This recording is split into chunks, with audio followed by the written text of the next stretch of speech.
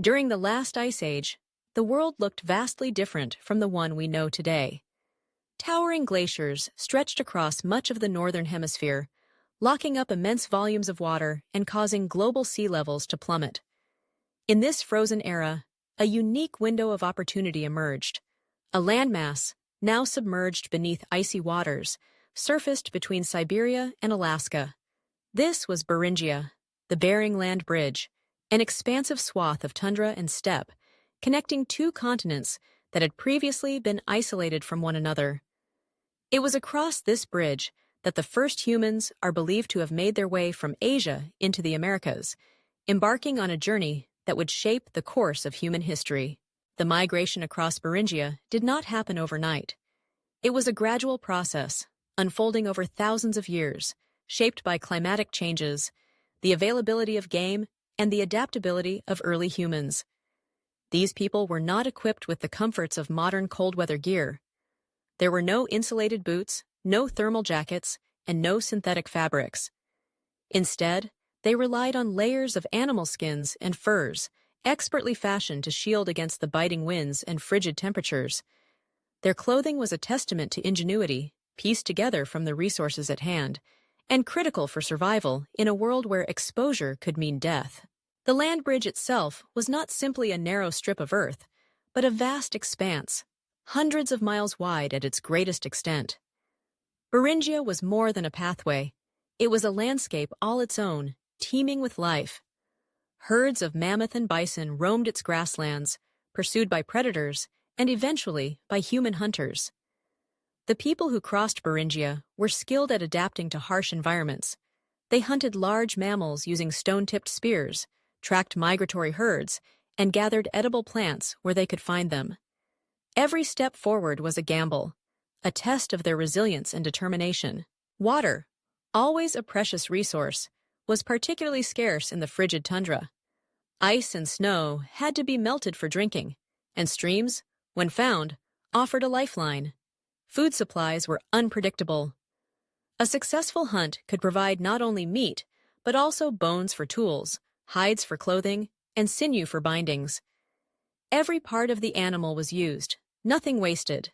In times of scarcity, these early migrants turned to foraging, searching for roots, seeds, and berries buried beneath the snow or growing in sheltered patches. The journey was not a single migration, but a series of movements, sometimes advancing, sometimes retreating in response to the changing climate. As the ice sheets periodically advanced and retreated, the conditions in Beringia shifted as well. At times, the land bridge would be swept by fierce winds and brutal cold, discouraging further progress. At other times, milder periods would allow plants to flourish and game to return, drawing families and small bands forward into new territories. Over generations, these early people pushed beyond Beringia, following game herds into the vast, uncharted lands of what is now Alaska and further south. As the glaciers began to melt at the end of the Ice Age, new routes opened through the ice, allowing further migration into the heart of North America. Some groups traveled along the Pacific coast, adapting to the rich marine resources, while others made their way through interior corridors as the ice sheets receded. With each step, these migrants carried with them not just their tools and belongings, but also their stories, traditions, and knowledge. They learned to read the signs of the land, the migration patterns of animals, the changing seasons, the edible plants that could be found along their route. They adapted their technologies and lifestyles to new environments, developing new hunting strategies, new ways to build shelters, and new social organizations to meet the challenges of their changing world. In time, their descendants would spread far and wide, populating the valleys, plains, mountains, and forests of both North and South America. Each region would see the rise of distinct cultures, languages, and ways of life, shaped by the unique environments and resources of the land. Over thousands of years, these diverse peoples would become the ancestors of the many indigenous nations whose histories, traditions, and wisdom continue to enrich the Americas to this day. The story of the Bering Land Bridge migration is more than a tale of crossing from one continent to another. It is a testament to human endurance, creativity, and adaptability. Faced with some of the harshest conditions on the planet, small bands of people not only survived but thrived, opening up a new world for their descendants. Their journey reminds us that migration and adaptation are at the heart of the human experience, driving us to explore, to innovate, and to persevere in the face of uncertainty.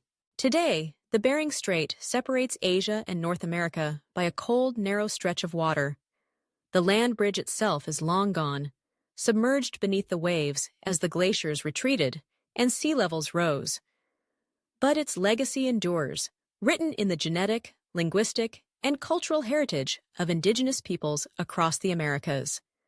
Archaeologists and geneticists continue to study this ancient migration, piecing together clues from stone tools, ancient campsites, and the DNA of modern populations.